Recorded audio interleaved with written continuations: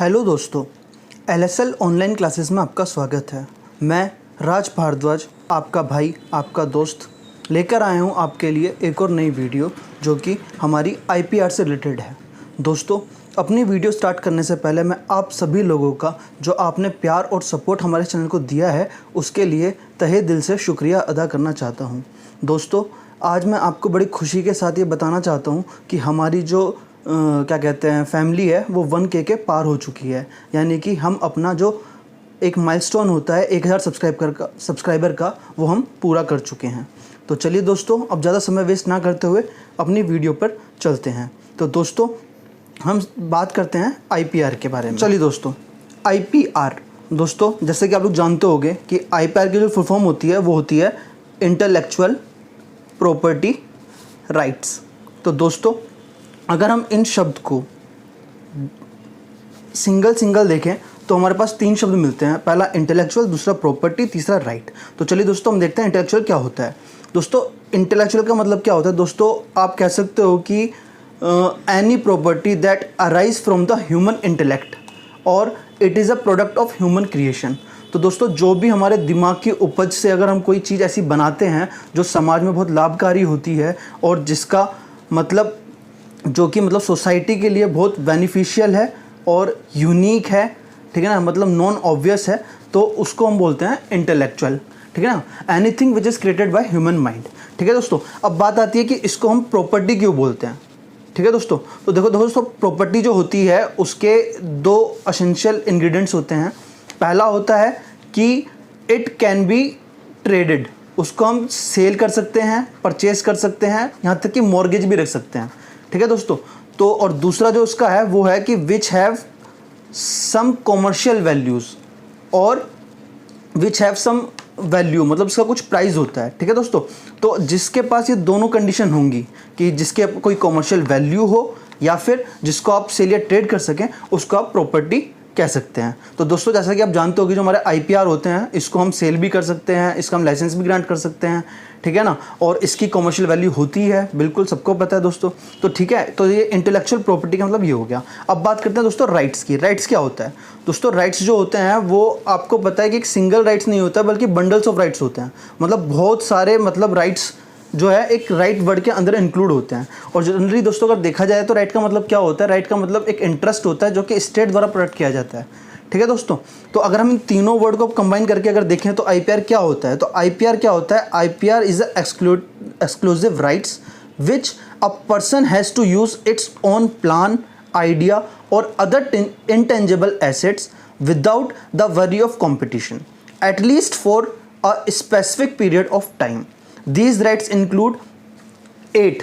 तो दोस्तों, इसके अंदर 8 तरह के राइट्स आपके आते हैं। पहला आता है आपका कॉपी राइट्स, दूसरा आता है आपका पेटेंट लॉ, पेटेंट एक्ट, पहला होता है कॉपीराइट, दूसरा होता है पेटेंट, तीसरा होता है ट्रेडमार्क, चौथा होता है आपका इंडस्ट्रियल डिज़ाइन, उसके बाद 5वां होता है आपका ज्योग्राफिकल इंडिकेशन, उसके बाद आपका 6 नंबर पे आता है वो आता है आपका क्या कहते हैं, एक सेकंड दोस्तों, ट्रेड सीक्रेट। ठीक है दोस्तों, तो और भी हैं बाकी जो हम आगे डिस्कस करेंगे आपको। तो ये हमें कुछ तरह के मतलब राइट्स होते हैं जो हमें मतलब हमें पावर देते हैं कि हम उनको यूज़ कर सकते हैं अपने हिसाब से। ठीक है दोस्तों, तो यहाँ आपको आईपीआर का मतलब समझ में आ गया है। ठीक है दोस्तों, अब हम बात करते हैं कि इनको आईपीआर ही क्यों कहते हैं, आईपीएल क्यों नहीं कहते हैं। दोस्तों, आईपीएल का मतलब यहाँ पे इंटेलेक्चुअल प्रॉपर्टी लॉ से है, आपका इंडियन प्रीमियम लीग से नहीं है। ठीक है ना, या जो आप आईपीएल देखते हो उससे नहीं है। तो दोस्तों, आप इसको आईपीआर ही क्यों बोलते हो, इसको आईपीएल क्यों नहीं बोलते हो? तो दोस्तों, इसको आईपीएल इसलिए नहीं कहा जाता क्योंकि इसको जो है आपके 8 तरह के काइंड्स हैं, ये सिर्फ आपको राइट्स प्रोवाइड कराते हैं। ठीक है ना, ये कोई लॉ नहीं है जो आपको मतलब इन्फ्रिंजमेंट को रोका जाए। हाँ, इनको प्रोटेक्ट करने के लिए कुछ लॉज बनाए गए हैं गवर्नमेंट द्वारा, ठीक है ना, जो इनको प्रोटेक्ट करते हैं। ठीक है ना, उन लॉज को हम बोलते हैं आईपीएल। ठीक है दोस्तों, अगर आप देखना चाहते हैं कि कौन कौन से लॉज हैं जो हमारी इंडियन गवर्नमेंट ने बनाए हैं हमारे आईपीआर को प्रोटेक्ट करने के लिए, तो मैं आपको एक बार दिखा देता हूँ। ठीक है दोस्तों, तो आप जैसे देख सकते हैं दोस्तों कि आपकी स्क्रीन पे अगर आ रहा है, देखो आप दोस्तों, तो देखिए दोस्तों, the rules and law governing intellectual property right in India are as follows.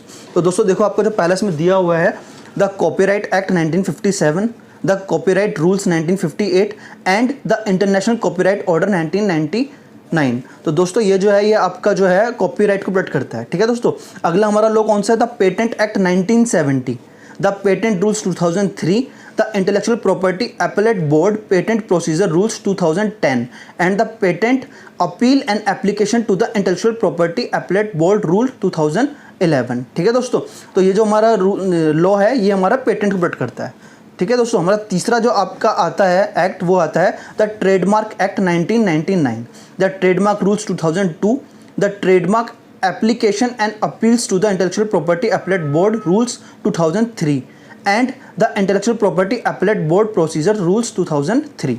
ठीक है दोस्तों, ये हमारा जो है आपका जो आपका ट्रेडमार्क है उसको प्रोटेक्ट करता है। ठीक है दोस्तों, अगला हमारा आता है geographical indication of goods registration and protection act 1999 and geographical indication of goods registration and protection rule 2002। ठीक है दोस्तों, ये जो हमारा लॉ है ये हमारा जोग्राफिकल इंडिकेशन को जनरली प्रोटेक्ट करता है। ठीक है दोस्तों, अगला हमारा आता है design act 2000 and the design rule 2001। ठीक है दोस्तों, तो ये हमारा जो है डिज़ाइन एक्ट के लिए लॉ बनाया गया है। अगला हमारा आता है the semi conductor integrated circuit layout design act 2000 and the semi conductor integrated circuit layout design rule 2001।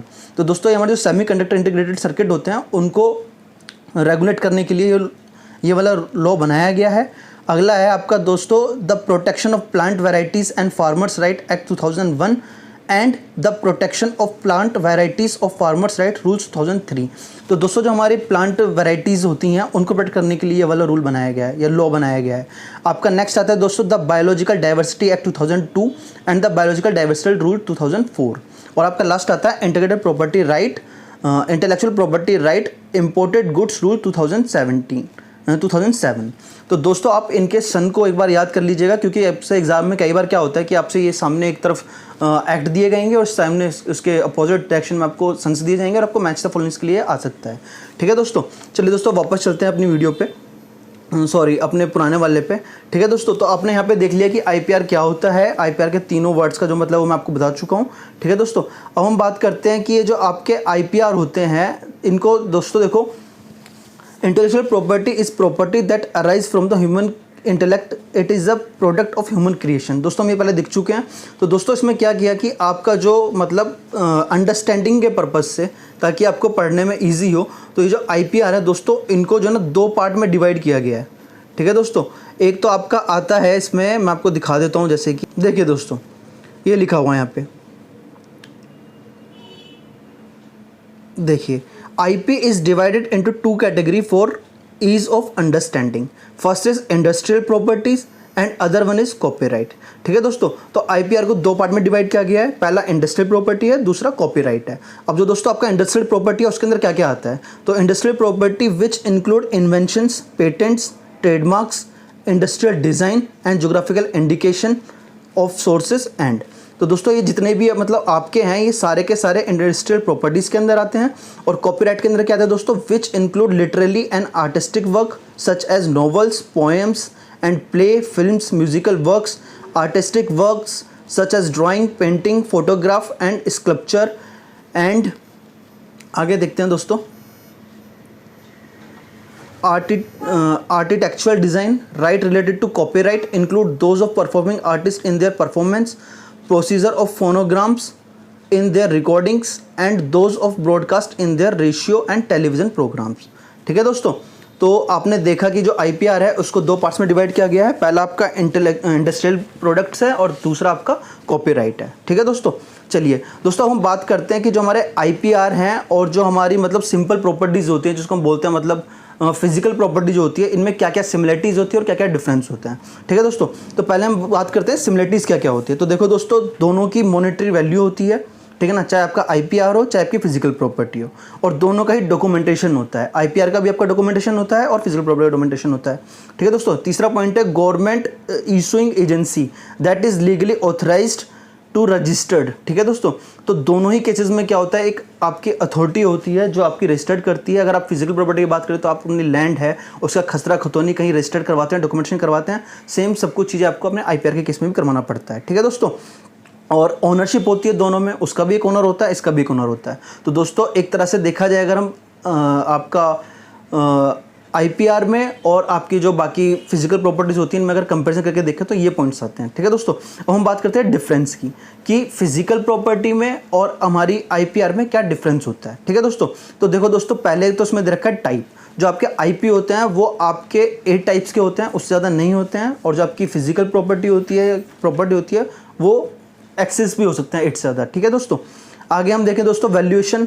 दोस्तों आईपी की जो वैल्यूएशन होती है इंटेलेक्चुअल प्रॉपर्टी की वो इजी नहीं होती है, क्योंकि हमें नहीं पता कि भाई जो आपने प्रोडक्ट बनाया है वो कितना यूज़फुल हो सकता है सोसाइटी के लिए, कितना उससे मतलब लोग बेनिफिट उठा सकते हैं। तो उसको जो है आपका मतलब फिक्स करना जो है वो ईजी नहीं होता है comparative to physical property. Physical property case में क्या होता है दोस्तों, आप आसपास के एरिया से उसका मतलब एरिया का, लैंड का मतलब पता कर सकते हो कि भाई क्या रेट चल रहा है यहाँ का, तो उस हिसाब से आप अपनी प्रॉपर्टी ले सकते हो। लेकिन आईपी के केस में ऐसा नहीं हो सकता है।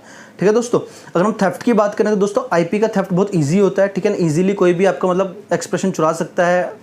ठीक है, लेकिन फिजिकल के केस में ऐसा नहीं होता है। ठीक है ना, कोई आपका घर थोड़ा चोरी करेगा दोस्तों।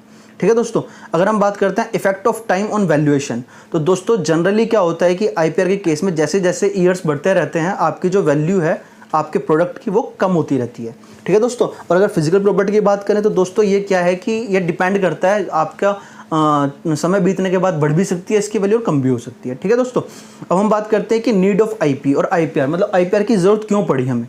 ठीक है दोस्तों, क्यों हम इसको मतलब प्रोटेक्शन दे रहे हैं लोगों को। ठीक है दोस्तों, तो उसके पीछे 3 हमारे रीज़न है। पहला है to provide recognition and reward for the original effort.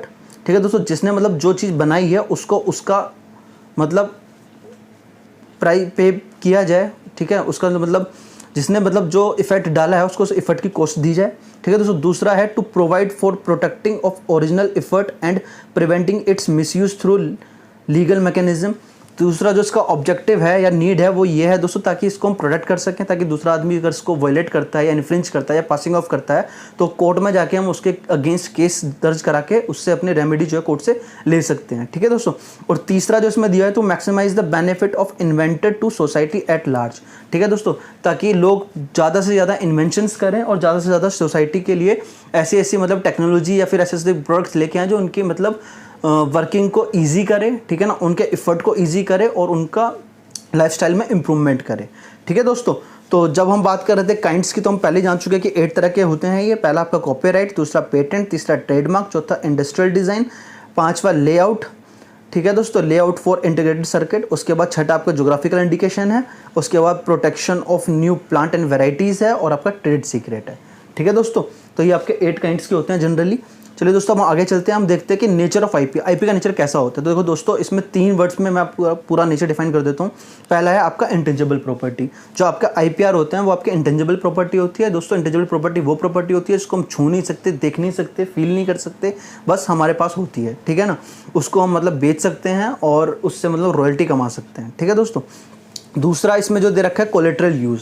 Collateral use का मतलब होता है दोस्तों उसको हम आप एज अ मॉर्गेज भी रख सकते हैं कहीं पे। ठीक है, मतलब सिक्योरिटी, मतलब कहीं से आप कोई पैसा लेना चाहते हो, ठीक है, मार्केट से पैसा उठाना चाहते हो तो आपको बदले में सिक्योरिटी रखनी पड़ती है, तो आप अपने आईपी को ही सिक्योरिटी के तौर पर रख सकते हो। ठीक है दोस्तों, तो इसलिए इसको बोलते हैं कोलेटरल यूज़। तीसरा देखते हैं इसका ड्यूअल नेचर ऑफ आईपी। ठीक है दोस्तों, मतलब होता क्या है कि आपके जो आईपीआर हैं, आपकी जो मतलब इंटेलेक्चुअल प्रॉपर्टी राइट्स हैं, उनको आपका जो मतलब स्टेट है वो तो प्रोटेक्ट करता ही करता है। जैसे आप इंडिया के सिटीजन हो तो इंडिया तो आप उसके लिए रूल्स बना ही रहा है। ठीक है, कुछ इंटरनेशनल रूल्स भी होते हैं जो आपके आईपीआर्स को रेगुलेट करते हैं। ठीक है ना, मतलब मिनिमम स्टैंडर्ड्स फिक्स कर दिए जाते हैं। ठीक है ना, और उनको आपको फुलफिल करना ज़रूरी होता है, आपके पास बाइंडिंग होती है। अगर आपने ट्रीटी साइन की हुई है तो आपको उनके जो मिनिमम स्टैंडर्ड है उनको फॉलो करना पड़ेगा। ठीक है दोस्तों, चलिए दोस्तों आगे देखते हैं। दोस्तों एक वेना एग्रीमेंट 2002 में आया था। इसमें क्या किया था कि आईपी को डिवाइड कर दिया गया था 2 टाइप्स में, पहला ट्रेडिशनल, दूसरा नॉन ट्रेडिशनल। और ट्रेडिशनल के अंदर आपके सिर्फ 3 रखे गए थे। उसमें था आपका कॉपीराइट, पेटेंट और ट्रेडमार्क। और जो आपके नॉन ट्रेडिशनल थे उसके अंदर आपके बाकी जितने भी बचे हैं वो सब इसके अंदर आ गए थे। ठीक है दोस्तों, चलिए दोस्तों आगे आप जब पढ़ेंगे आईपीआर को तो इसमें आप 2 कंसेप्ट और आएंगे। एक आएगा आपका पासिंग ऑफ, एक आपका आएगा इन्फ्रिंजमेंट। तो दोस्तों इन दोनों में क्या डिफरेंस है ये भी जान लेते हैं। दोस्तों इन्फ्रिंजमेंट क्या होता है? इन्फ्रिंजमेंट होता है unauthorise use of registered trademark without permission of trademark owner. ठीक है दोस्तों, मतलब किसी का कोई रजिस्टर्ड ट्रेडमार्क है, अगर आप उसकी परमिशन के बगैर उसको यूज़ करते हो और अपना प्रोडक्ट बेच रहे हो तो ये आपका इन्फ्रिंजमेंट कहलाता है। ठीक है दोस्तों, अब हम बात करते हैं पासिंग ऑफ की। पासिंग ऑफ क्या होता है? दोस्तों पासिंग ऑफ में क्या होता है, पहली बात तो जो आप ट्रेडमार्क यूज़ कर रहे हो, ठीक है ना, वो ऑलरेडी रजिस्टर्ड नहीं होता है, ठीक है ना। अगर वो रजिस्टर्ड होगा तो फिर आप पासिंग ऑफ नहीं कराओगे, उसको आप इन्फ्रिंजमेंट ही कहलाओगे क्योंकि उसने रजिस्टर्ड करा रखा है, ठीक है। लेकिन अगर उसने खुद अपना जो IP है वो रजिस्टर्ड नहीं करा रखा है और आप उसको फिर भी यूज़ कर रहे हो तो उसमें जो है वो आपका पासिंग ऑफ कहलाएगा, फर्स्ट थिंग। सेकंड थिंग क्या होता है दोस्तों, इसमें आप ट्रेडमार्क यूज़ नहीं करते हो किसी कंपनी का, ठीक है ना, आप किसी का मतलब वो नहीं करते हो। आप इसमें क्या करते हो, कोई नॉन जेन्युइन गुड्स को जो है ना जेन्युइन बना के निकाल मार्केट में ले आते हो। जैसे कि आप देखते होगे कि आपके यहाँ पे दिल्ली में 2-3 जगह हैं, जनपथ हो गया और आपका चांदनी चौक हो गया, पालिका हो गया। यहाँ पे क्या होता है कि आपको मतलब जितने भी रिजेक्टेड मतलब गुड्स होते हैं वो आपको वहाँ मिल जाएंगे, टी-शर्ट वी शर्ट्स जो भी हैं आपकी।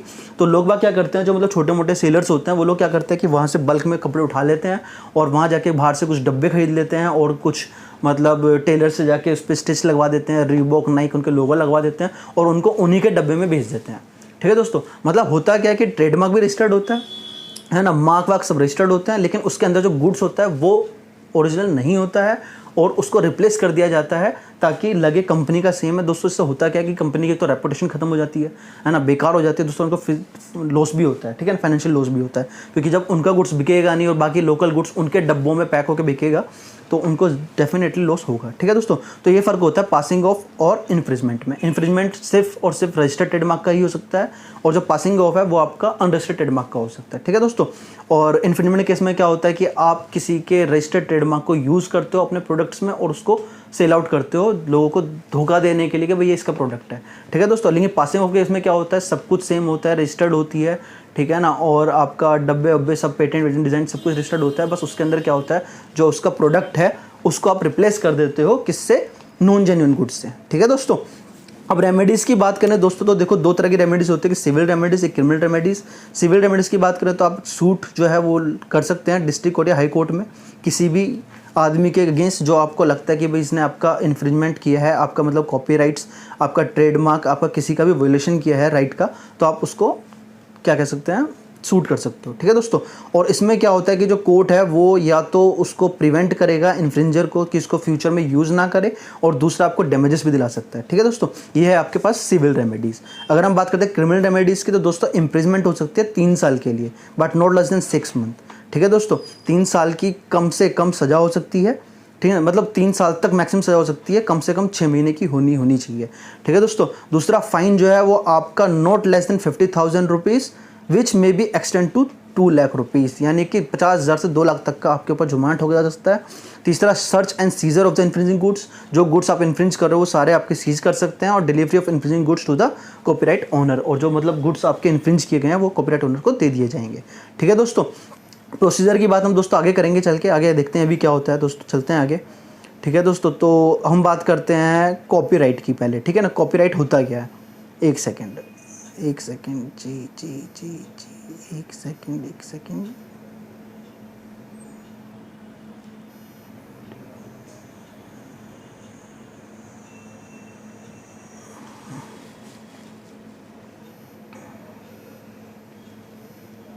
चलिए दोस्तों स्टार्ट करते हैं। तो दोस्तों जो आपका कॉपीराइट है वो जनरली जो आपको, एक सेकंड दोस्तों मैं आपको दिखाई देता हूँ, ठीक है ना, इजी हो जाएगा। हाँ कहाँ हम करेंगे, एक सेकंड बस।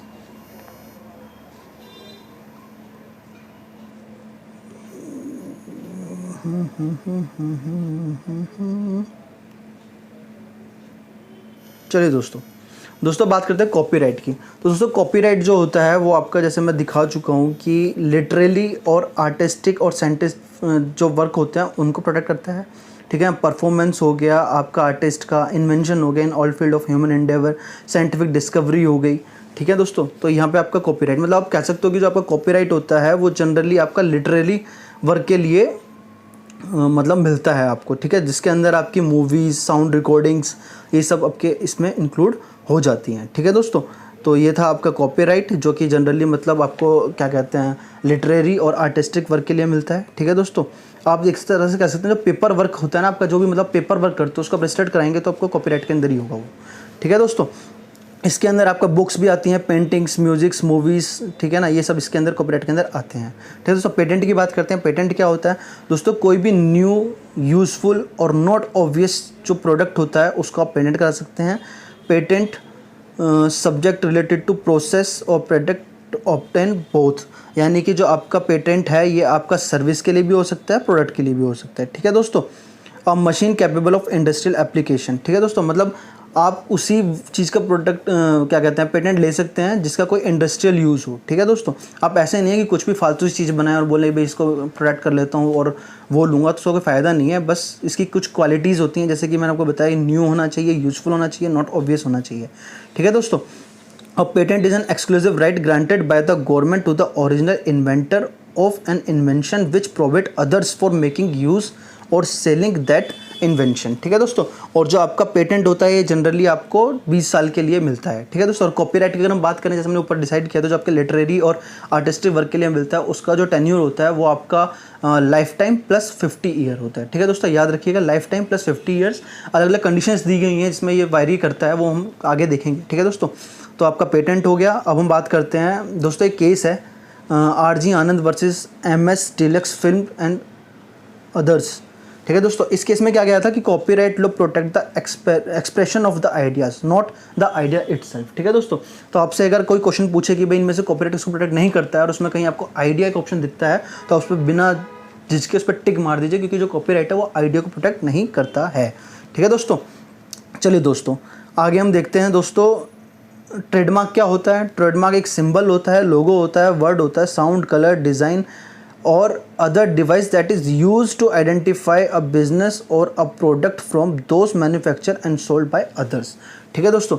तो दोस्तों ट्रेडमार्क जो होता है एक मार्क होता है, लोगो होता है, जो आपके प्रोडक्ट्स को बाकी जो प्रोडक्ट्स मार्केट में बिक रहे हैं उनसे डिफ्रेंशिएट करता है और अलग करता है, और ये आपकी क्वालिटी का भी स्टेटस का एक सिंबल भी होता है। ठीक है दोस्तों। तो जैसे कि आपने कई बार देखा होगा कि जैसे कि मान लीजिए कोई लोअर लेते हैं आप, मतलब उसमें आप देखते हैं अगर टिक लगा हुआ है तो आप समझ जाते हैं भाई ये नाइकी का है, अगर 3 डंडे खींचे हुए हैं तो आप समझ जाते हैं एडिडास का है। ठीक है दोस्तों। तो ये क्या है, एक तरह से ट्रेडमार्क है।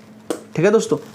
तो इससे क्या होता है कि एक तो हमें क्वालिटी श्योर हो जाती है कि भाई हाँ भाई एक नाइकी का है तो अच्छी क्वालिटी होगी, है ना। दूसरा हमें अपना जो प्रोडक्ट है इनका ये आइडेंटिफाई करने में भी आसान लगता है, हम इजीली पहचान लेते हैं कि लाखों कपड़ों में से भाई ये वाला नाइकी का है, ये वाला एडिडास का है, इस तरह से। ठीक है दोस्तों।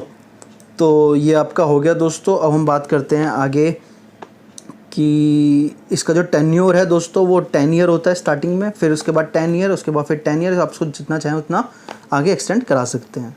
ठीक है दोस्तों। तो हम बात करते हैं दोस्तों जोग्राफिकल इंडिकेशन की। दोस्तों जोग्राफिकल इंडिकेशन क्या होता है, GI, ये एक साइन होता है used on product that have a specific geographical origin and possess quality और reputation that are due to that origin. तो दोस्तों मैं आपको पहले बता दूं, जो आपका GI होता है ये इंडिविजुअल को नहीं मिलता है, ये एक एसोसिएशन को मिलता है।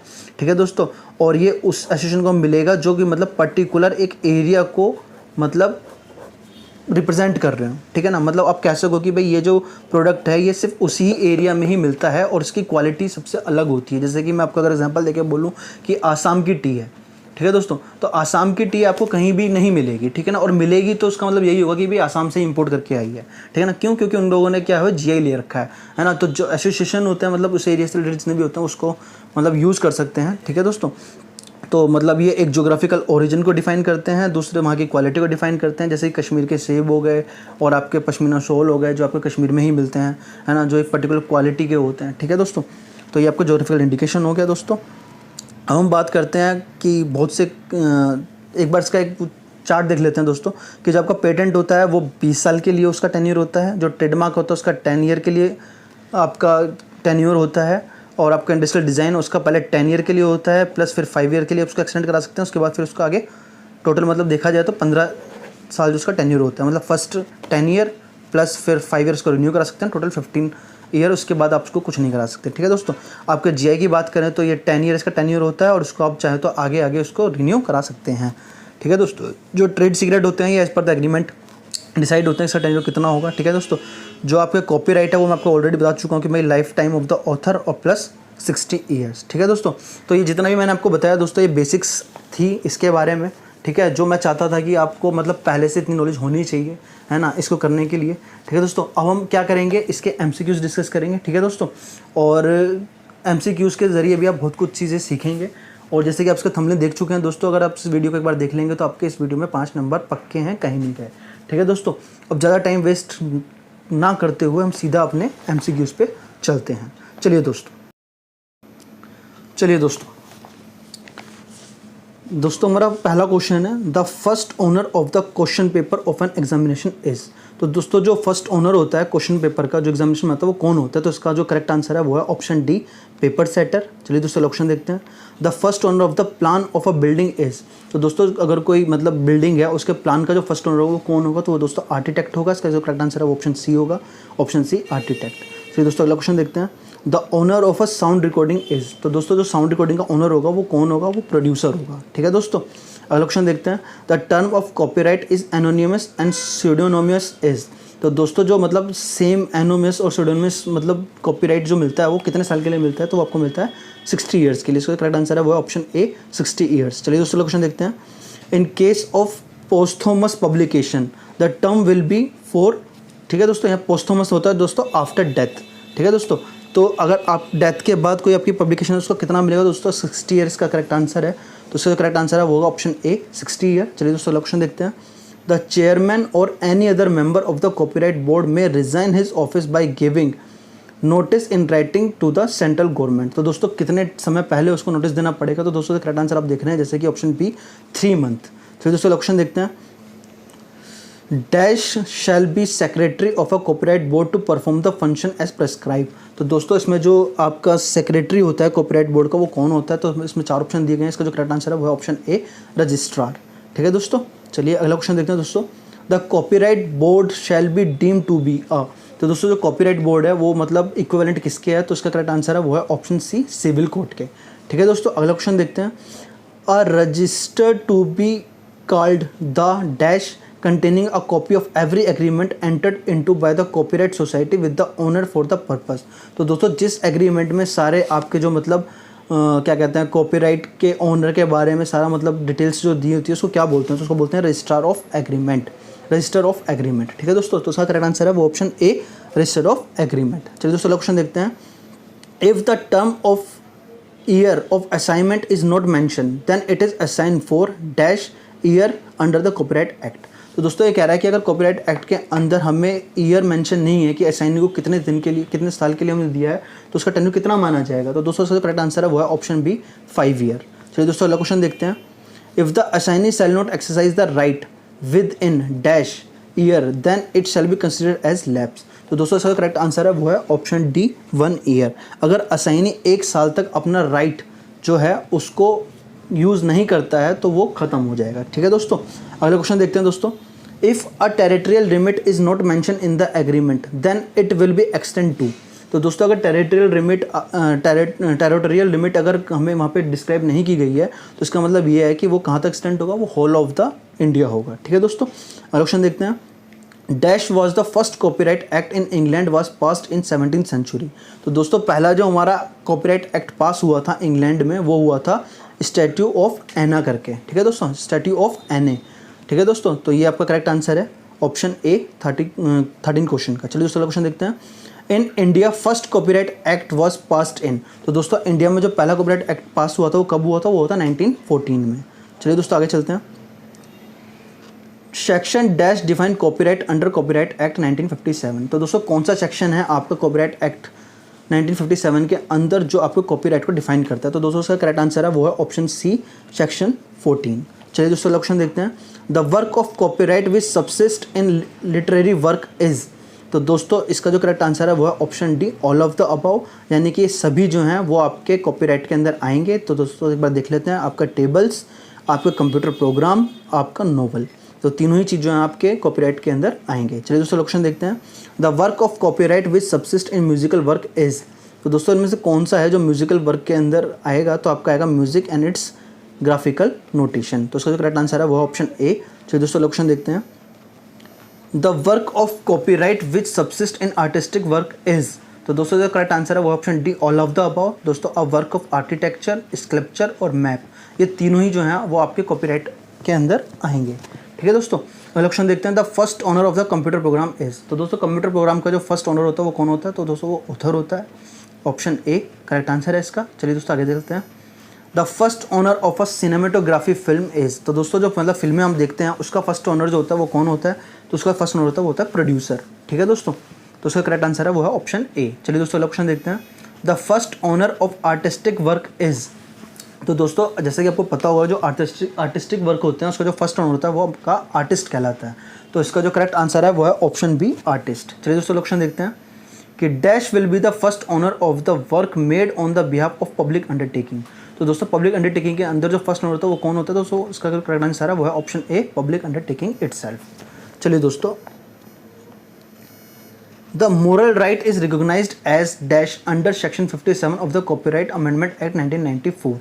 तो दोस्तों जो करेक्ट आंसर है वो है option A author's special right. तो दोस्तों इसमें आपको बताया गया है कि सेक्शन 57 के तहत जो है आपके ऑथर्स को कुछ स्पेशल राइट्स दिए गए हैं। ठीक है दोस्तों, अगला ऑप्शन देखते हैं दोस्तों, the term of copyright in government work और पब्लिक अंडरटेकिंग इज। तो दोस्तों गवर्नमेंट वर्क और पब्लिक अंडरटेकिंग के उसमें जो आपका टेन्योर होता है वो कितना होता है? वो होता है आपका 60 ईयर्स। तो उसका करेक्ट आंसर है वो ऑप्शन ए 60 ईयर्स। चलिए दोस्तों ऑप्शन देखते हैं, the people who are entitled to apply for the registration of copyright are. तो दोस्तों कौन है जो कॉपीराइट रजिस्टर्ड करा सकते हैं? तो दोस्तों इसका करेक्ट आंसर है वो है option D all of the above, यानी कि author and artist, assignee and लाइसेंसी और कंपोजर एंड प्रोड्यूसर। ये सभी के सभी जो लोग हैं ये अपना रजिस्ट्रेशन करा सकते हैं। ठीक है दोस्तों, अगला क्वेश्चन देखते हैं, a copyright is a kind of dash property. तो दोस्तों जो कॉपीराइट है वो किस तरह की प्रॉपर्टी है? तो दोस्तों इसका करेक्ट आंसर है वो option D personal and movable. तो दोस्तों ये पर्सनल प्रॉपर्टी भी है और मूवेबल प्रॉपर्टी भी है। तो दोस्तों क्वेश्चन देखते हैं, the copyright will pass on his personal representative as part of state if such person die. तो दोस्तों जो करेक्ट आंसर है वो होगा option A intestate without making will. चलिए दोस्तों क्वेश्चन देखते हैं, the assignment of copyright is valid only when it is in dash sign by the assigner और बाय हिज एजेंट। तो दोस्तों जो करेक्ट आंसर होगा वो होगा राइटिंग, ऑप्शन बी राइटिंग। ठीक है दोस्तों, चलिए दोस्तों अगला क्वेश्चन पे चलते हैं, when the owner of copyright became dash, the copyright will be vested in the official receivers and it will pass to the trustee of bankrupt state as asset for distribution among creditors। तो दोस्तों इसका जो correct answer होगा वो होगा option D in case of bankrupt. ठीक है दोस्तों, तो बैंकक्रप्ट के केस में जो आपका पेटेंट है या आपका जो भी कॉपीराइट है वो आपको बैंकों वालों को दे दिया जाएगा ताकि वो आपके क्रेडिटर्स को उसको दे के उसकी भरपाई कर सकें या उसको बेच के उसकी भरपाई कर सकें। ठीक है दोस्तों, अगला क्वेश्चन देखते हैं, compulsory licence for the unpublished shall be grant by the register only when the author is. तो दोस्तों इसका जो करेक्ट आंसर है वो है option D all of the above. मतलब दोस्तों in case of death, in case of not found और इन केस ऑफ अननोन। तो दोस्तों इन तीनों ही केसेस में क्या होगा, जो कंपल्सरी लाइसेंस है वो ग्रांट कर दिया जाएगा। ठीक है दोस्तों, तो दोस्तों क्वेश्चन देखते हैं, when the compulsory licence is granted by the board for the unpublished word then the license has to be deposit the amount fee or royalty in। तो दोस्तों जो करेक्ट आंसर है वो है ऑप्शन डी पब्लिक अकाउंट। ठीक है दोस्तों, अगला क्वेश्चन देखते हैं, if any translation of the literary and dramatic work is required for teaching and research purpose then a person can apply for licence after. तो दोस्तों जो करेक्ट आंसर है वो है ऑप्शन ए 3 ईयर। ठीक है दोस्तों, चलिए दोस्तों क्वेश्चन देखते हैं, any person interested can apply to the board for a licence to produce and publish the translation of a literary and dramatic work after a period of. तो दोस्तों जो करेक्ट आंसर है वो है option D 7 year from the first publication. चलिए दोस्तों अगला question देखते हैं, the copyright society means a society registered under. तो दोस्तों जो करेक्ट आंसर है वो है ऑप्शन ए सेक्शन 33 सब क्लोज 3। चलिए दोस्तों अगला क्वेश्चन देखते हैं, the registration granted to the copyright society shall be for a period of. तो दोस्तों जो करेक्ट आंसर है वो है ऑप्शन ए 5 ईयर। चलिए दोस्तों क्वेश्चन देखते हैं, dash has the power to administer the copyright society. तो दोस्तों जो एडमिनिस्ट्रेटर होता है उसके पास पावर होती है कि वो कॉपीराइट सोसाइटी को एडमिनिस्टर कर सकता है। तो उसका करेक्ट आंसर है वो है ऑप्शन ए एडमिनिस्ट्रेटर। तो दोस्तों अगला क्वेश्चन देखते हैं, the account of each copyright society as certified by the together with the audit report should be sent annually to the central government. तो दोस्तों इसका करेक्ट आंसर है वो है option A comptroller and auditor general. तो दोस्तों जो account है कॉपीराइट सोसाइटी का as certified by comptroller and auditor general together साथ में ऑडिट रिपोर्ट के आपको सेंड करनी पड़ेगी किसको, सेंट्रल गवर्नमेंट को। ठीक है दोस्तों, क्वेश्चन देखते हैं, the chairman and other member of copyright board shall be appointed by. तो दोस्तों जो आपका क्या कहते हैं कॉपीराइट बोर्ड है उसके जो चेयरमैन है या फिर उसके जो अदर मेंबर्स हैं वो कौन अपॉइंट करता है, तो उसका करेक्ट आंसर है वो है ऑप्शन ए सेंट्रल गवर्नमेंट। चलिए दोस्तों क्वेश्चन में चलते हैं, the chairman and other members of the copyright board shall hold the office for a period of. तो दोस्तों करेक्ट आंसर है ऑप्शन ए 5 ईयर। चलिए दोस्तों क्वेश्चन देखते हैं, the chairman of copyright shall hold the office for a period of 5 year और the attainment the age of. तो दोस्तों करेक्ट आंसर है वो है ऑप्शन ए 65 ईयर्स। यानी कि दोस्तों आप कह सकते हो कि जो आपका चेयरमैन है कॉपीराइट बोर्ड एक्ट का, वो या तो 5 साल या फिर उसकी एज 65 ईयर हो जाए उससे पहले। तो इन दोनों में जो भी चीज़ पहले हो जाएगी वो उसका वो माना जाएगा। ठीक है दोस्तों, रिटायरमेंट की एज। ठीक है दोस्तों, चलिए दोस्तों अगला क्वेश्चन देखते हैं। The other member of the board shall hold the office for a period of 5 year और द टिल एज ऑफ। तो दोस्तों इसका जो करेक्ट आंसर है वो है ऑप्शन ए 62 ईयर्स। तो दोस्तों जो चेयरमैन होता है उसके केस में इसकी जो एज है वो 65 होनी चाहिए और मैक्सिमम, और अदर मेंबर्स के केस में जो एज है वो मैक्सिमम होनी चाहिए आपकी 62 ईयर्स। चलिए दोस्तों अगला क्वेश्चन देखते हैं। The copyright board shall exercise and discharge its power and function through benches and each bench shall consist of not less than dash members. तो दोस्तों जो करेक्ट आंसर है वो है ऑप्शन ए 3 मेंबर्स। चलिए दोस्तों अगला क्वेश्चन देखते हैं। The special bench of copyright board shell consist of. तो दोस्तों कॉपीराइट बोर्ड की जो स्पेशल बेंच होती है उसमें कितने मेंबर्स होते हैं? तो उसका करेक्ट आंसर है वो है ऑप्शन ए 5 मेंबर्स। चलिए दोस्तों अगला क्वेश्चन देखते हैं। The central government shall appoint the copyright board member consist of.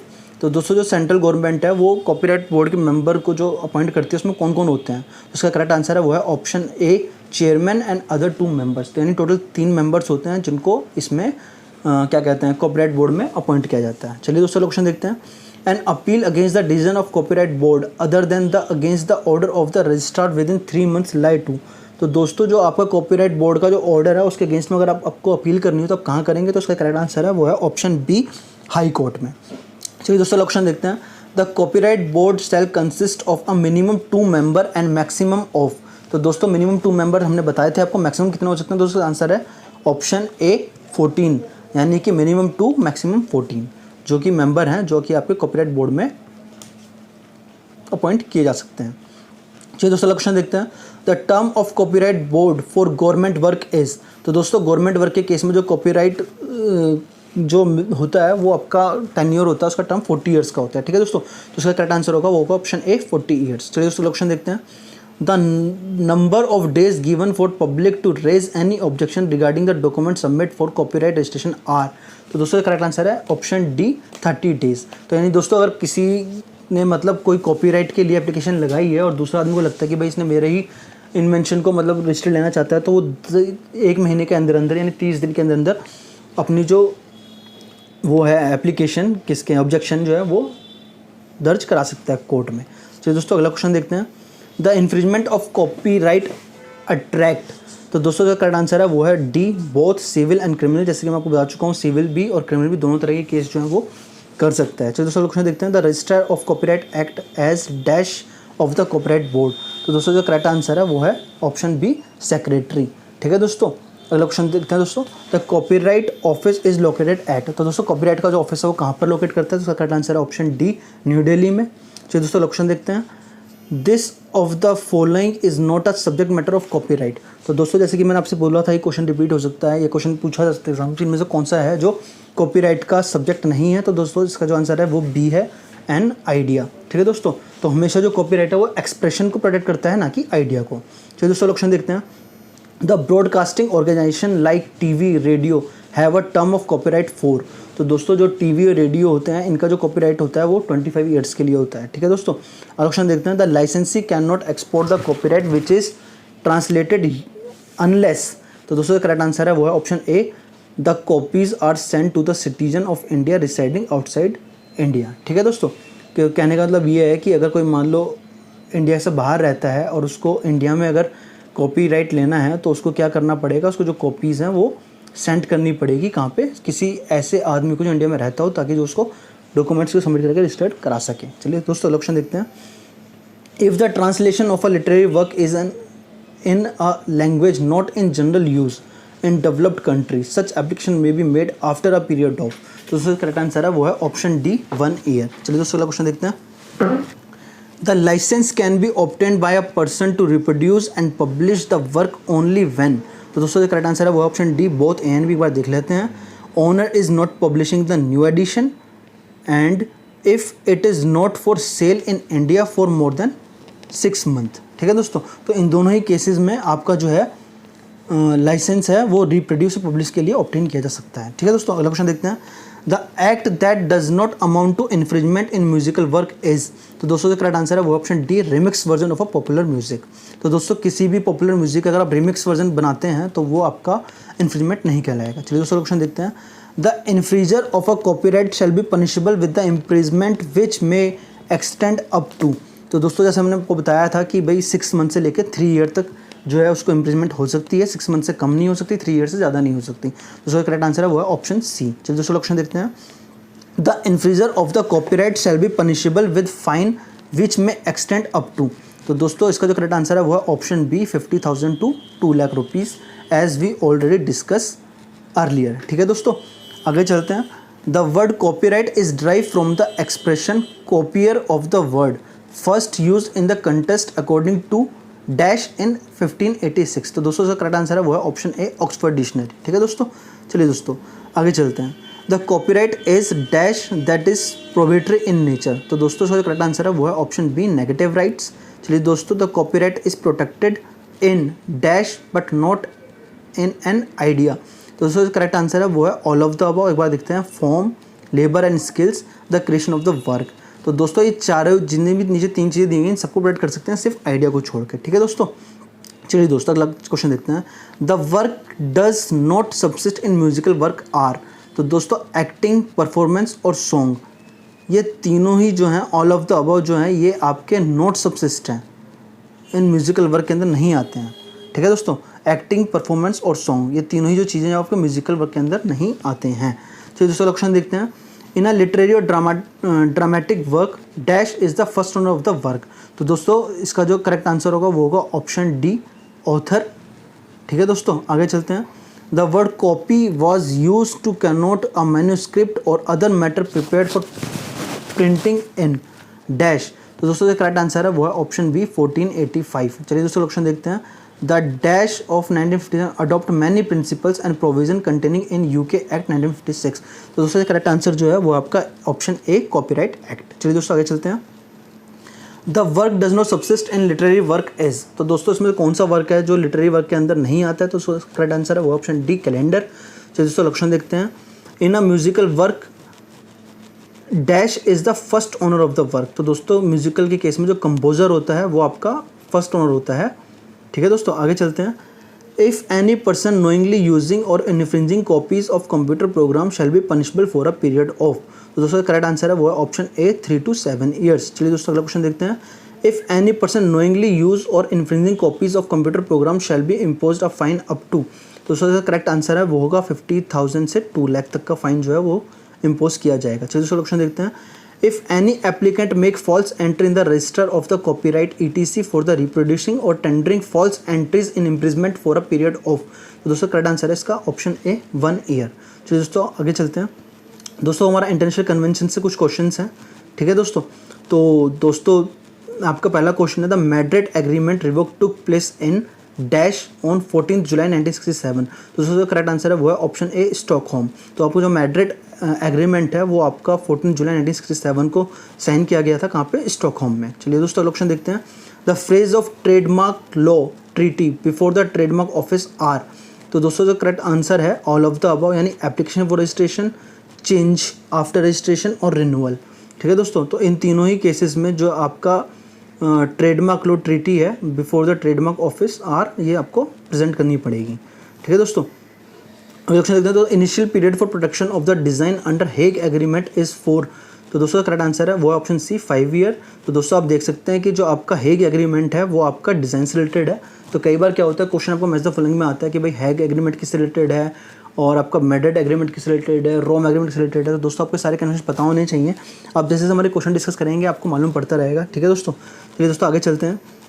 The single application of the industrial design shall be deposit with the dash for the international protection of the design under Hague, तो दोस्तों correct answer है वो है option A, international bureau of वाइपो। चलिए दोस्तों option देखते हैं।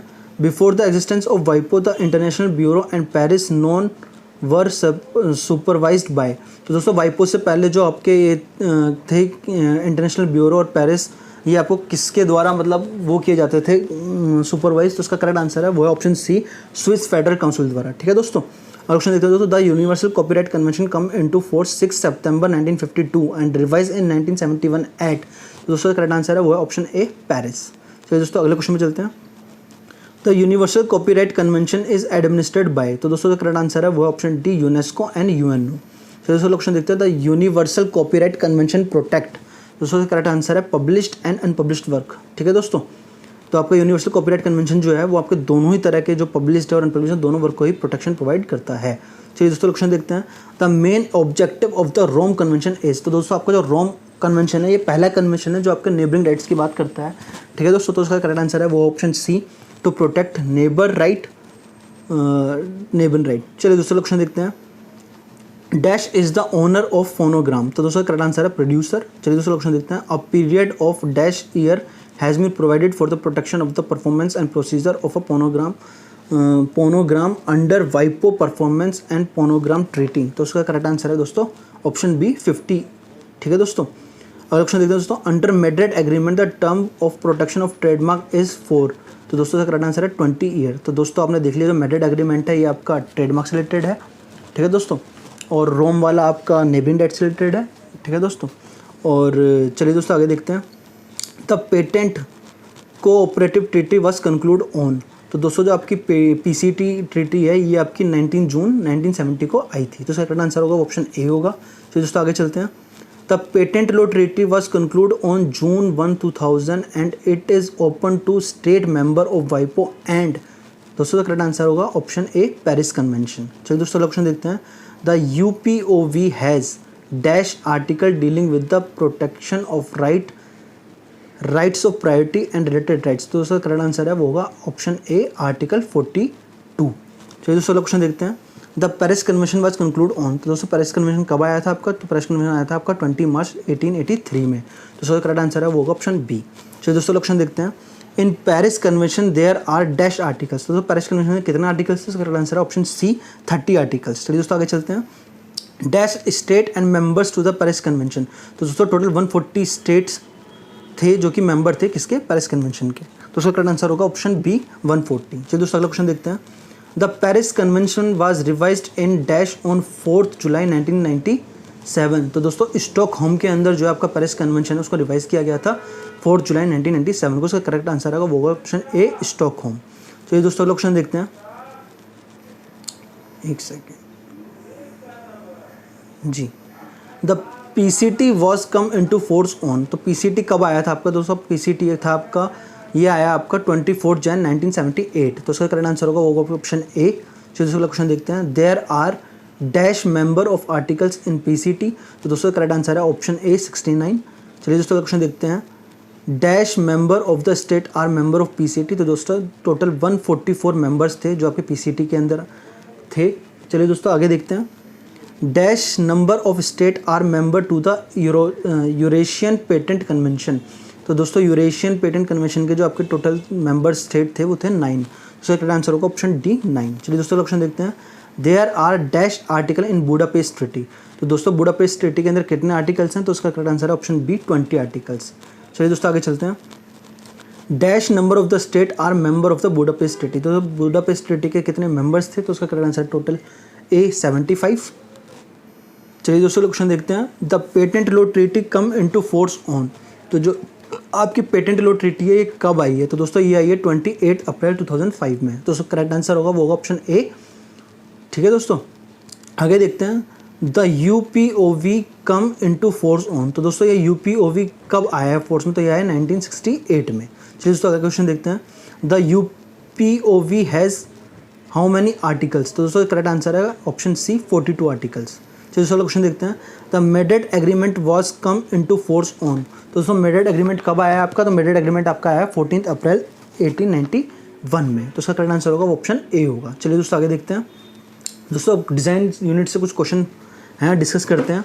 चलिए दोस्तों, the design act 2000 come into force on. तो आपका डिज़ाइन एक्ट है वो कब आया है? तो आपका डिज़ाइन एक्ट आया है 11 मई 2001 को। चलिए दोस्तों अगला क्वेश्चन देखते हैं, there are dash section under chapter 2 in a new design act 2000। तो दोस्तों आपका जो न्यू डिज़ाइन एक्ट आया है 2000 में उसके अंदर जो चैप्टर 2 है उसके अंदर से पूछा जा रहा है कि कितने सेक्शंस हैं। तो उसका करेक्ट आंसर होगा वो होगा option A 48 sections.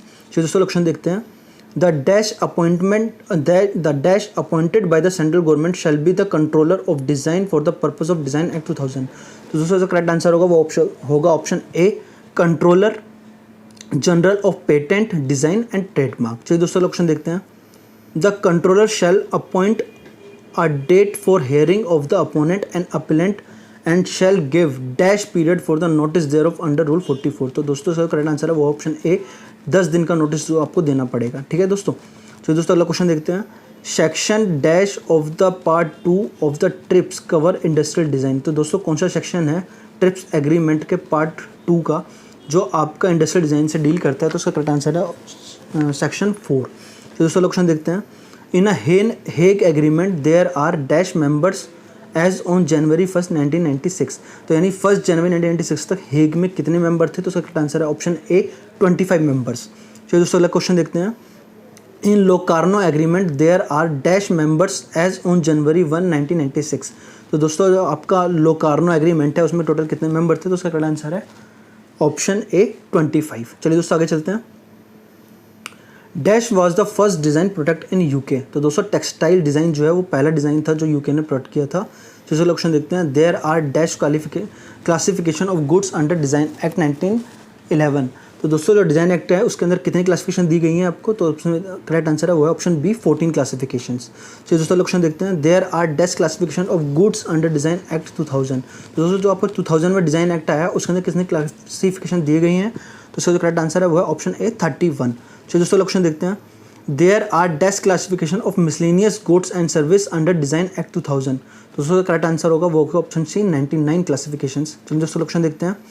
Dash copies of design shall be attached with the application for its registration. तो दोस्तों जो करेक्ट आंसर है वो है option A, 4 copies of design shall be attach with the application for its registration. तो जब आप design act का रजिस्ट्रेशन करने जाएंगे तो आपको 4 कॉपीज़ लेके जानी पड़ेंगी। ठीक है दोस्तों। ऑप्शन देखते हैं। The appellate board deemed to be a dash for all the purpose of the section 195 and chapter 26 of CRPC। तो दोस्तों करेक्ट आंसर है वो है ऑप्शन सी, सिविल कोड। चलिए दोस्तों अगला क्वेश्चन देखते हैं। Under the limitation act 1963 the period of limitation for filing a suit for infringement of trademark is dash year from the date of infringement. तो दोस्तों करेक्ट आंसर है ऑप्शन डी, 3 ईयर। चलिए दोस्तों अगला क्वेश्चन देखते हैं। The dash injection the court has power to freeze defended asset. तो दोस्तों कौन सा एग्रीमेंट होता है, मतलब कौन सा डिसीजन होता है कोर्ट का, कौन सा इंजेक्शन होता है कोर्ट का जिसमें जो आपके डिफेंडेंट के जो एसेट्स हैं उनको फ्रीज किया जाता है? तो दोस्तों उसको बोलते हैं आपका मरेवा इंजेक्शन। ठीक है दोस्तों। चलिए दोस्तों अगला क्वेश्चन देखते हैं। The member in appellate board shall be appointed by the consultation with the chief justice of India. तो दोस्तों करेक्ट आंसर होगा वो होगा ऑप्शन डी, प्रेसिडेंट। ठीक है दोस्तों। तो मतलब प्रेसिडेंट और चीफ जस्टिस इन दोनों के ही कंसल्ट से जो है आपका मेंबर जो है अपीलेट बोर्ड का वो अपॉइंट होता है। ठीक है दोस्तों। चलिए अगला क्वेश्चन देखते हैं। अब बात करते हैं हम पेटेंट राइट की। तो चलिए दोस्तों, the word patent is drive from. तो दोस्तों जो पेटेंट वर्ड है किस वर्ड से ड्राइव किया गया है? तो ये किया गया है लैटिन वर्ड से। ठीक है दोस्तों। The letter patent mean it is an. तो दोस्तों लेटर पेटेंट क्या है? तो ये एक इंस्ट्रूमेंट है। चलिए दोस्तों ऑप्शन देखते हैं। The meaning of patentee is in Latin term. तो दोस्तों पेटेंटी का मतलब क्या होता है लैटिन टर्म में? तो पेटेंटी का मतलब होता है टू ओपन। चलिए दोस्तों क्वेश्चन देखते हैं। The patent is grant given by dash to the owner of the invention. तो पेटेंट किसके द्वारा दिया जाता है? पेटेंट दिया जाता है कंट्रोलर द्वारा। तो उसका करेक्ट आंसर होगा वो ऑप्शन बी, कंट्रोलर। चलिए दोस्तों ऑप्शन देखते हैं। The statutory meaning of the patent is given in. तो दोस्तों जो पेटेंट है उसका मीनिंग कहाँ दिया गया है? तो उसका मीनिंग दिया गया है द पेटेंट एक्ट 1970 के अंदर। चलिए दोस्तों ऑप्शन देखते हैं। The person to whom patent is granted is called. तो दोस्तों जिसको पेटेंट दिया जाता है उसको क्या बोलते हैं? उसको पेटेंटी बोलते हैं। चलिए दोस्तों, the patentee exclusive dash over the invention is an intellectual property right granted to him. तो दोस्तों जो आपका पेटेंटी को जो एक्सक्लूसिव राइट मिलते हैं वो प्रोप्राइटरी राइट मिलते हैं, मतलब उसका जो प्रोडक्ट है उसके ऊपर उसको राइट दिया जाता है। ठीक है दोस्तों। चलिए दोस्तों ऑप्शन देखते हैं। The patent law give an exclusive right to the patentee to gain out of his invention. तो दोस्तों करेक्ट आंसर है वो है D, all of the above, यानी कमर्शियल बेनिफिट्स, रेपुटेशन और पर्सनल बेनिफिट्स। ये तीनों ही चीज़ें जो हैं वो आप क्या कहते हैं, पेटेंट लॉ जो है वो आपको प्रोटेक्ट करता है। ठीक है, देता है। चलिए दोस्तों ऑप्शन देते हैं। The patent law induced the dash to invest capital in new line of the production which may be profitable. तो दोस्तों जो करेक्ट आंसर होगा वो होगा ऑप्शन बी, इन्वेस्टर। चलिए दोस्तों क्वेश्चन देखते हैं। The new requirement for the patentable of the invention is, तो दोस्तों करेक्ट आंसर है वो है ऑप्शन डी, इनोवेटिव स्टेप्स। तो दोस्तों इनोवेटिव होना चाहिए, जैसे हम पहले आपको डिस्कस कर चुके हैं। चलिए दोस्तों क्वेश्चन देखते हैं। The invention must be non obvious to the person possessed of an dash in the art, तो दोस्तों इसका करेक्ट आंसर है एवरेज स्किल्स। ठीक है दोस्तों क्वेश्चन देखते हैं। Section dash provide the invention which are not patentable under the patent act, मतलब कौन से सेक्शन है आपके पेटेंट एक्ट के जो आपको बताते हैं कि कौन कौन से जो प्रोडक्ट हैं वो पेटेंटेबल नहीं है। सो करेक्ट आंसर है वो है section 3 and 4, option B is the correct answer. तो दोस्तों क्वेश्चन देखते हैं। An invention related to the manufacture of machine, article और substance, the application must be apply for dash patent, तो दोस्तों करेक्ट आंसर है वो है ऑप्शन सी, प्रोडक्ट पेटेंट। ठीक है दोस्तों क्वेश्चन देखते हैं। The full disclosure of the patent invention to the dash is mandatory, तो दोस्तों इसका करेक्ट आंसर है वो ऑप्शन बी, कंट्रोलर को पेटेंट को पूरी इन्फॉर्मेशन जो डिस्क्लोज करना वो मैंडेटरी है। चलिए दोस्तों क्वेश्चन देखते हैं आपका। If the process is used for the production of commercial cheaper but quality wise better than the applicant can be apply for, तो दोस्तों करेक्ट आंसर है वो है ऑप्शन ए, प्रोसेस पेटेंट। चलिए क्वेश्चन देखते हैं। Example for process patent is, तो दोस्तों जितने भी आपके मेडिसिन और ड्रग्स होते हैं ये सब आपके जो है प्रोसेस पेटेंट के एग्जाम्पल हैं, तो इसका करेक्ट आंसर होगा option C, medicine and drugs. चलिए दोस्तों क्वेश्चन देखते हैं। The term of ownership of a process patent is, तो दोस्तों आपको जो प्रोसेस पेटेंट होता है उसके जो टर्म होता है वो कितना होता है, तो उसका करेक्ट आंसर होता है 5 to 7 years। तो दोस्तों क्वेश्चन देखते हैं। Section dash of the patent act stipulate the person entitled to apply for a patent, तो दोस्तों इसका करेक्ट आंसर है ऑप्शन डी, सेक्शन 6। तो दोस्तों आपको सेक्शन 6 है ये आपका बात करता है entitled to apply for patent, यानी कौन है जो पेटेंट ले सकता है। चलिए दोस्तों क्वेश्चन देखते हैं। Dash of any deceased person who immediately before his death was entitled to make an application for the grant of a patent, तो दोस्तों उसको आगे कौन मतलब कंटिन्यू करेगा, तो उसका करेक्ट आंसर है वो होगा आपका लीगल रिप्रेजेंटेटिव्स। तो दोस्तों क्वेश्चन देखते हैं। For applying the application for the grant of patent form is used, तो दोस्तों कौन सा फॉर्म यूज़ किया जाता है, तो उसका करेक्ट आंसर है फॉर्म 1। चलिए दोस्तों क्वेश्चन देखते हैं। Section dash provide that only one application can be made for invention, तो दोस्तों आपका जो सेक्शन 7 सब क्लोज 1 है वो ये कहता है कि आप सिर्फ एक ही एप्लीकेशन लगाएंगे, ठीक है ना, अपने इन्वेंशन की। चलिए दोस्तों क्वेश्चन देखते हैं। सेक्शन 7 सब close 1A provide for the application for international patent under, तो दोस्तों जो करेक्ट आंसर है वो है ऑप्शन डी, PCT। चलिए क्वेश्चन देखते हैं। Form dash is taken for applying the grant of patent by the foreign applicant, अगर किसी फॉरेन एप्लीकेंट को पेटेंट लेना हो हमारे कंट्री में तो उसको कौन सा फॉर्म फिलअप करना पड़ेगा, उसका करेक्ट आंसर है वो है option D, option B, form 3। ठीक है दोस्तों, तो फॉर्म 3 जो है ये आपके फॉरेन एप्लीकेंट के लिए होता है। Section dash provide the applicant to file a provisional application and complete specification, तो दोस्तों कौन सा सेक्शन है आपका जो बात करता है कि आपको प्रोविजनल एप्लीकेशन और कंप्लीट स्पेसिफिकेशन देनी पड़ेगी, तो इसका जो करेक्ट आंसर है वो है आपका ऑप्शन डी, सेक्शन 9। चलिए दोस्तों क्वेश्चन देखते हैं।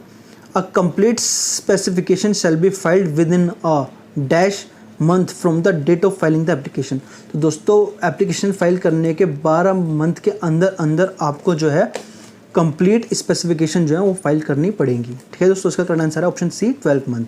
चलिए क्वेश्चन देखते हैं। अब provisional specification means it contain only, तो दोस्तों इसका करेक्ट आंसर है general description.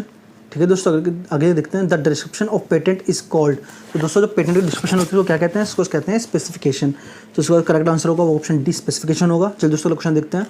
The purpose of provisional specification is to get, तो दोस्तों इसका करेक्ट आंसर है वो ऑप्शन डी, प्रायोरिटी डेट। ठीक है दोस्तों, चलिए क्वेश्चन देखते हैं। The specification must always and with, दोस्तों इसका करेक्ट आंसर है वो है क्लेम। ठीक है दोस्तों, चलिए दोस्तों क्वेश्चन देखते हैं। The specification always begins with, तो दोस्तों करेक्ट आंसर है टाइटल, ऑप्शन ए। चलिए दोस्तों क्वेश्चन देखते हैं। The claim refer to the additional feature of the invention is called, तो दोस्तों उसको कहते हैं सबऑर्डिनेट क्लेम, तो उसका जो करेक्ट आंसर है वो ऑप्शन सी, सबऑर्डिनेट क्लेम। चलिए दोस्तों क्वेश्चन देखते हैं। The claim related to any agreement substantially as describe and as shown in the drawing is called, तो दोस्तों उसको कहेंगे ओमनीबस क्लेम। ठीक है दोस्तों, तो उसका जो करेक्ट आंसर है वो है ऑप्शन बी, ओमनीबस क्लेम। चलिए दोस्तों क्वेश्चन देखते हैं। The application must request the controller to publish his patent application before the expiry of, तो दोस्तों करेक्ट आंसर है वो है ऑप्शन डी, 18 मंथ, यानी 18 मंथ कंप्लीट होने से पहले जो आपको है जो क्या कहते हैं एप्लीकेशन रिक्वेस्ट जो की है कंट्रोलर ने टू पब्लिश हिज पेटेंट, वो आपको सबमिट करनी पड़ेगी। ठीक है दोस्तों, चलिए दूसरा क्वेश्चन देखते हैं। Section dash provide the publication of the patent application by the controller. तो दोस्तों आपका सेक्शन 11A जो है ये आपका बात करता है publication of patent application by the controller से। ठीक है दोस्तों, क्वेश्चन देखते हैं। The application has to make a request for the appointment of the examiner within dash from the date of filing till the examination of the patent applicable. तो दोस्तों जो correct answer होगा वो होगा option D 48 month. चलिए दोस्तों अगला question देखते हैं। The examiner will make the report of the examination of the patent application and send it to the controller within dash from the date of such reference। तो दोस्तों correct answer होगा option A 18 month. चलिए question देखते हैं। The application has to amend the patent application within dash from the date of the notice given by the examiner. तो दोस्तों जो correct answer होगा वो होगा आपका इसमें तो नहीं लगा हुआ है, तो दोस्तों उसका जो करेक्ट आंसर होगा वो होगा आपका 15 to 18 मंथ। चलिए दोस्तों क्वेश्चन देखते हैं। The controller will publish the patent application in. तो दोस्तों इसका करेक्ट आंसर है ऑप्शन ए पेटेंट जनरल। तो अगली बात अगला क्वेश्चन देखते हैं। The patent application which is published by the controller in the patent journal shall be open to public till. तो दोस्तों करेक्ट आंसर है वो है ऑप्शन डी 4 मंथ। चलिए दोस्तों अगला क्वेश्चन देखते हैं। Form dash is filed for the opposition for the grant of patent. तो दोस्तों जो करेक्ट आंसर है वो है ऑप्शन सी फॉर्म 7। तो दोस्तों अगर आपको अपोजिशन डालनी हो, मतलब किसी पेटेंट का अपोज में एप्लीकेशन डालनी हो, तो आपके लिए कौन सा फॉर्म होता है? फॉर्म 7। चलिए दोस्तों क्वेश्चन देखते हैं। The person interested may give notice of opposition to the controller after the grant of patent but before the expiry of dash year from the date of grant of patent. तो दोस्तों जो correct answer होगा वो होगा option ए 1 year. चलिए दोस्तों अगला question देखते हैं। The term of patent shall B dash year. तो दोस्तों करेक्ट आंसर है वो है ऑप्शन सी 20 ईयर्स। ठीक है दोस्तों, चलिए दोस्तों अगला क्वेश्चन देखते हैं। If there are more than one owner of the patent they are called as. तो दोस्तों अगर किसी पेटेंट के एक से ज़्यादा ओनर है तो वो क्या कहेंगे? तो उसका करेक्ट आंसर है ऑप्शन ए को ओनर। चलिए दोस्तों क्वेश्चन देखते हैं। Section 63 of the act provide that the patentee has the right to dash his patent. तो दोस्तों करेक्ट आंसर है वो है सरेंडर। तो दोस्तों आपको सेक्शन 63 जो है वो सरेंडर की बात करता है। ठीक है दोस्तों, तो इसका करेक्ट आंसर होगा ऑप्शन डी सरेंडर। चलिए दोस्तों क्वेश्चन देखते हैं। इफ़ एनी इम्प्रूवमेंट और modification is made to the main invention then the patentee will have right to get dash patent. तो इसका करेक्ट आंसर होगा ऑप्शन डी एडिशनल पेटेंट। चलिए दोस्तों क्वेश्चन देखते हैं। If the patent is lost और damage the patentee can get dash patent. तो दोस्तों अगर आपका पेटेंट जो है वो लॉस्ट हो जाता है या फिर डैमेज हो जाता है तो आप उसके डुप्लीकेट पेटेंट जो है वो इशू करा सकते हैं। तो उसका करेक्ट आंसर होगा ऑप्शन डी डुप्लीकेट पेटेंट। चलिए दोस्तों क्वेश्चन देखते हैं। If the inventor is not using his invention for 3 years, then the controller will grant dash to those interested in the patent। तो दोस्तों करेक्ट आंसर होगा compulsory licence. जैसे हमने बताया कि अगर कोई 3 साल तक अपने इन्वेंशन को यूज़ नहीं करता है तो फिर गवर्नमेंट जो है वो कंपलसरी लाइसेंस जो है वो इशू कर देती है किसी भी थर्ड पार्टी को। ठीक है दोस्तों, चलिए क्वेश्चन देखते हैं। A patent related to food medicine and drugs they are deemed to be endorsed with the word dash after the expiry of 3 year from the date of sealing. तो दोस्तों correct answer है वो है option D licence of rights. चलिए दोस्तों question देखते हैं। The duties of a patentee is to furnish the information to the controller और as he is liable to पे पेनल्टी अप टू। तो दोस्तों करेक्ट आंसर जो है वो ऑप्शन डी है 10 लाख। चलिए दोस्तों अगला क्वेश्चन देखते हैं। The transfer of all the rights और interest by the patentee to the other person is called. तो दोस्तों उसको असाइनमेंट बोलते हैं। ठीक है दोस्तों, तो उसका करेक्ट आंसर होगा वो होगा ऑप्शन बी असाइनमेंट। चलिए दोस्तों क्वेश्चन देखते हैं। The person in whose favour a right has been assigned is called. तो दोस्तों जिसके फेवर में राइट असाइन किया जाता है उसको बोलते हैं असाइनी। चलिए दोस्तों the person who assign the right is called, जो असाइन करता है उसको क्या बोलते हैं? असाइनर। चलिए दोस्तों an assignment of an existing patent through and dash which has been duly registered is called the legal assignment. तो दोस्तों इसका करेक्ट आंसर होगा एग्रीमेंट। ऑप्शन ए इसका करेक्ट आंसर है। चलिए दोस्तों क्वेश्चन देखते हैं। A dash has a right to have his name entered in the register of the patent as a owner of proprietor. तो दोस्तों करेक्ट आंसर होगा ऑप्शन बी लीगल असाइनी। चलिए दोस्तों क्वेश्चन देखते हैं। A patent agree to give another person certain defined rights through and documents such as letter with the immediate effect is called। तो दोस्तों उसको बोलेंगे आप इक्विटेबल असाइनमेंट। तो करेक्ट आंसर जो होगा इसका वो होगा ऑप्शन बी इक्विटेबल असाइनमेंट। तो दोस्तों क्वेश्चन देखते हैं। And dash can not have his name entered in the register as the owner of proprietor of the patent in assignment as. तो दोस्तों जो आपका इक्विटेबल असाइनी होता है वो अपना जो नाम है वो उसमें नहीं रजिस्टर करा सकता, नहीं एंटर कर सकता। ठीक है दोस्तों, तो दोस्तों अगला क्वेश्चन आगे देखते हैं। A person in whose favour a mortgage is made is called. तो दोस्तों मॉर्गेजी करेक्ट आंसर इसका डी है।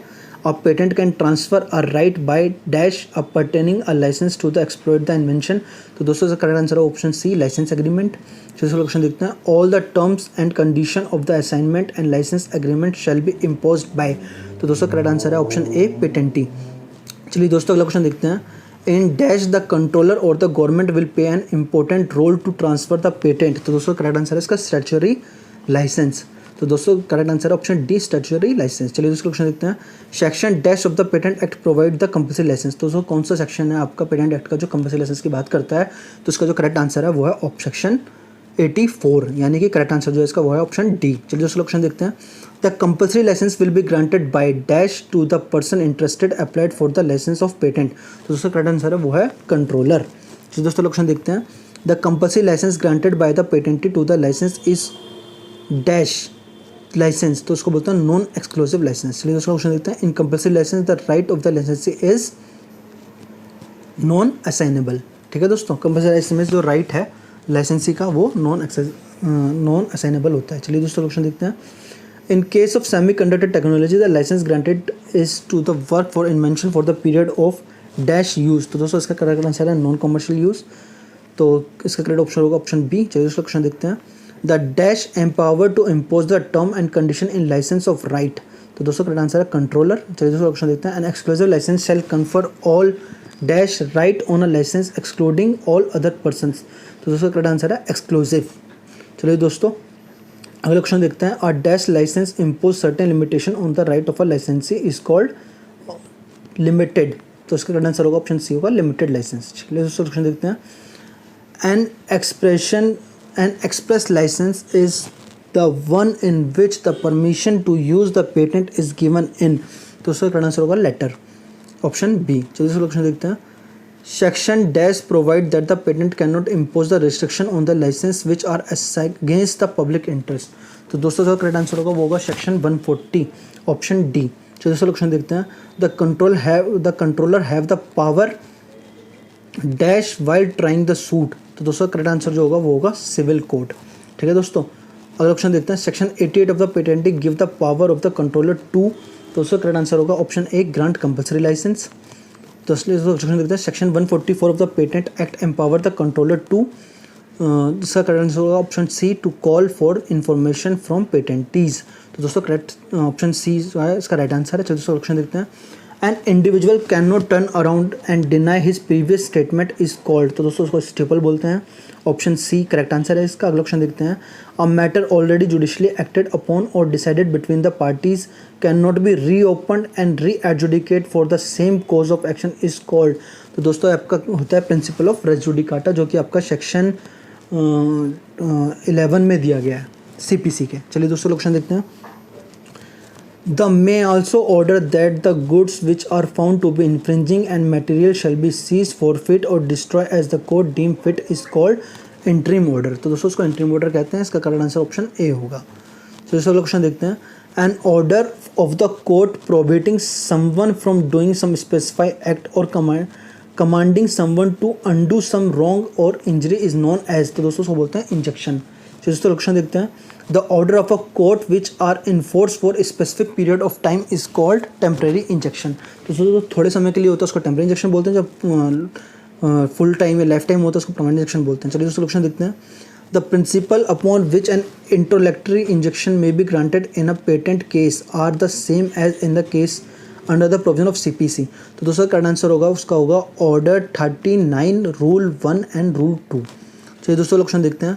Revocation by the dash on a petition by interested person or for the failure to comply with the requirement of the central government to use the invention। तो उसका correct answer है वो है option ए, high court. चलिए दूसरा question देखते हैं। Dash shall lay down that the patent shall be cease to have effect if the renewal fee is not paid. तो दोस्तों आपका सेक्शन 53 सब क्लोज 2 जो है वो आपका फ़ीस के बारे में बात करता है कि अगर आप फीस नहीं पे करेंगे तो जो आपका जो रिन्यूअल है वो नहीं माना जाएगा या फिर ख़त्म माना जाएगा। चलिए दूसरा क्वेश्चन देखते हैं। The patentee to renewal his patent shall within from the date of expiry of the patent. तो दोस्तों 18 मंथ इसका करेक्ट आंसर है, यानी कि आपका पेटेंट अगर एक्सपायर हो जाता है तो उसके 18 महीने के अंदर अंदर आपको उसका रिन्यूअल कराना पड़ेगा, कंपलसरी है। चलिए दोस्तों अगला क्वेश्चन देखते हैं। The infringer has take all the essential features claim in the patent while manufacture an article is called. तो दोस्तों का करेक्ट आंसर है डायरेक्ट इन्फ्रिंजमेंट। चलिए दोस्तों क्वेश्चन देखते हैं। The procedure follow in conducting a suit for infringement is governed by the provision of CPC। दोस्तों correct answer जो है ऑप्शन ए होगा, CPC। चलिए दोस्तों, the period of limitation for instituting a suit for infringement is from the date of infringement. तो दोस्तों correct answer जो है वो है ऑप्शन C, 3 ईयर। चलिए दोस्तों क्वेश्चन देखते हैं। The onus is on the dash to establish infringement. दोस्तों प्लेंटिफ के मतलब जो प्लेंटिफ होता है उसका ड्यूटी होती है कि वो प्रूफ करे कि भाई जो उसका इन्फ्रिंजमेंट है वो हुआ, यानी कि आप कह सकते हो बर्डन ऑफ प्रूफ जो होता है वो प्लेंटिफ के ऊपर होता है इन केस ऑफ इन्फ्रिंजमेंट। चलिए दोस्तों अगला क्वेश्चन देखते हैं। The defendant can dash for revocation of the patent in high court. तो दोस्तों करेक्ट आंसर है वो ऑप्शन C, काउंटर क्लेम। तो डिफेंडेंट जो है वो काउंटर क्लेम कर सकता है रिवोकेशन का पेटेंट का, कहाँ पे, हाई कोर्ट में। चलिए दोस्तों क्वेश्चन देखते हैं। दोस्तों ये कुछ क्वेश्चंस हैं जो आपके लास्ट पेपर में आए हैं, और ये जो हमने क्वेश्चन तो डिस्कस किए हैं उन्हीं के अंदर से मतलब मिक्स करके डाले हुए हैं, तो मुझे लगता नहीं है दोबारा क्या कहते हैं डिस्कस करने की ज़रूरत है। चलिए फिर भी हम एक बार देख लेते हैं इनको। In 1266 dash law come into force for the first time for the protection of trademark. तो दोस्तों इसका करेक्ट आंसर है वो है option A, bakers law. In 1876 dash was the first to register the alcoholic product as a trademark। तो उसका correct answer है UK। The function of trademark is, तो दोस्तों फंक्शन ट्रेडमार्क का क्या होता है, तो उसका करेक्ट आंसर है C, both A and B। देख लेते हैं। It identify the product and its origin, B it guarantee and advertise the product। तो दोस्तों ये दोनों ही जो हैं आपके ट्रेडमार्क के फंक्शंस हैं। चलिए दोस्तों क्वेश्चन देखते हैं। द ट्रेडमार्क में इंक्लूड, तो दोस्तों ट्रेडमार्क के अंदर ऑल ऑफ द अबव इसका करेक्ट आंसर है। तो shapes of goods, packaging, combination of colours, ये तीनों जो है आपके ट्रेडमार्क के अंदर इंक्लूड होते हैं। चलिए दोस्तों क्वेश्चन देखते हैं। और dash application can be made for the series of trademark. तो दोस्तों सीरीज ऑफ ट्रेडमार्क अगर आप चाहिए तो उसके लिए कितने ऑप्शन लगानी पड़ेंगी, तो करेक्ट आंसर है ऑप्शन ए, सिंगल एप्लीकेशन। चलिए दोस्तों क्वेश्चन देखते हैं। There are dash member of classification of goods and service in trademark. तो दोस्तों 42 नंबर्स जो हैं क्लासिफिकेशन के गुड्स एंड सर्विस के दिए गए हैं ट्रेडमार्क के अंदर। चलिए दोस्तों क्वेश्चन देखते हैं। The trademark shall not be registered if it is. दोस्तों ट्रेडमार्क कब रजिस्टर नहीं किया जाएगा, अगर इसका जो करेक्ट आंसर है वो option D, all of the, वो देख लेते हैं। If it is well known, if it is causing confusion to public, और if it is prior use. तो दोस्तों इन तीनों ही केसेस में जो आपका ट्रेडमार्क है वो रजिस्टर्ड नहीं किया जाएगा। चलिए दोस्तों क्वेश्चन देखते हैं। The trademark act come into force on. तो आपका ट्रेडमार्क एक्ट है वो कब आया है, वो आपका है 15 सितंबर 2003 के अंदर। चलिए दोस्तों क्वेश्चन देखते हैं। Intellectual property appellate board member were appointed by the. तो दोस्तों मैंने आपको बताया क्वेश्चन ऑलरेडी हम डिस्कस कर चुके हैं पहले, president with the consult of the chief justice. चलिए दोस्तों क्वेश्चन देखते हैं। The head office of the trademark registry is at. तो दोस्तों जो हेड ऑफिस है ट्रेडमार्क रजिस्ट्री का वो कहाँ पर है, वो मुंबई में है। करेक्ट आंसर इसका बी है, बॉम्बे। चलिए दोस्तों क्वेश्चन देखते हैं। Dash are the member of the Eurasian patent convention. दोस्तों इसका करेक्ट आंसर है ऑप्शन बी, 9 कंट्रीज। चलिए दोस्तों क्वेश्चन देखते हैं। The TRIPS agreement was conclude on. तो उसका करेक्ट आंसर है अप्रैल 15, 1994। चलिए दोस्तों क्वेश्चन देखते हैं। The UPV has how many numbers of article in the convention. तो दोस्तों हम जैसे डिस्कस कर चुके हैं, इसका करेक्ट आंसर है आपका आई थिंक शायद 48 है। ठीक है दोस्तों। चलिए क्वेश्चन देखते हैं। In England dash reward the letter patent to his political creator. तो इसका करेक्ट आंसर है जेम्स वन। अगला क्वेश्चन देखते हैं। The patent act 1970 was passed with the report of the committee. तो दोस्तों किसी कमेटी पे जो आपका पेटेंट एक्ट 1970 वो पास हुआ है, तो उसका करेक्ट आंसर देख लीजिए दोस्तों आप, सी है, बोथ ए एंड बी। तो ए में दिया है जस्टिस बख्शिश तेग चंद रिपोर्ट 1950 और जस्टिस राज गोपाल अयंगर रिपोर्ट 1959। तो दोस्तों इन दोनों ही रिपोर्ट के बाद जो आपका पेटेंट एक्ट 1970 है वो एग्जिस्टेंस में आया है। तो दोस्तों क्वेश्चन देखते हैं। A Venetian law of 1474 granted the patent for a period of dash year। तो दोस्तों जो आपका वेंशियन लॉ है 1474 का, कितने साल के लिए आपका पेटेंट ग्रांट करता है, तो उसका करेक्ट आंसर है ऑप्शन सी, 10 ईयर। दूसरा क्वेश्चन देखते हैं। Under the US patent act the design patent is granted for the period of. तो दोस्तों करेक्ट आंसर है 14 ईयर। चलिए दोस्तों क्वेश्चन देखते हैं। In India patent shall be granted for the invention which has. तो दोस्तों करेक्ट आंसर है डी, इन्वेंटिव स्टेप्स। तो दोस्तों जिसके अंदर आपका इन्वेंटिव स्टेप्स होगा उसी को ही आपका पेटेंट मिलेगा। चलिए दोस्तों क्वेश्चन देखते हैं।